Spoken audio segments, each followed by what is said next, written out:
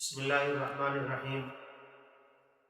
رمضان المبارک میں اگر آدمی سفر میں ہے تو دوران سفر روزہ رکھنا چاہیے یا نہیں رکھنا چاہیے؟ تو اس کے متعلق عرض ہے کہ روزہ اگر آدمی رکھ سکتا ہو، اس کو اپنی قوت برداشت ہو اور اس میں ہمت ہو روزہ رکھنے کی، تو پھر روزہ رکھنا افضل ہے اور بہتر ہے۔ لیکن اگر آدمی میں قوت برداشت نہ ہو اور نہ رکھ سکتا ہو تو روزہ نہ رکھنا بہتر ہے۔ اس بارے میں شریعت مطہرہ کے اندر نبی پاک صلی اللہ تعالیٰ علیہ وآلہ وسلم سے دونوں چیزیں منقول ہیں۔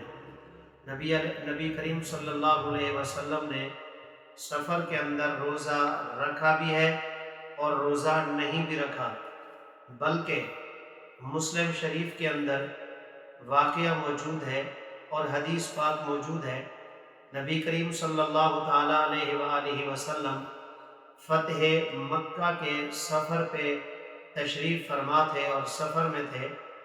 صحابہ کرام علیہم الرضوان بھی آپ کے ساتھ تھے، اور راستے میں کچھ صحابہ کی طبیعت دیگرگوں ہو گئی، یعنی حالت خراب ہو گئی روزہ رکھنے کی وجہ سے۔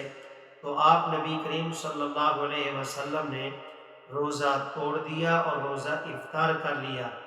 دراصل نبی علیہ السلام اپنے ان صحابہ کو رخصت پر عمل کرنے کے لیے یہ تلقین فرمانا چاہ رہے تھے کہ رمضان المبارک کے اندر اگر آدمی سفر کر رہا ہو تو اس کے اندر روزہ نہ رکھنے کی گنجائش بھی ہے۔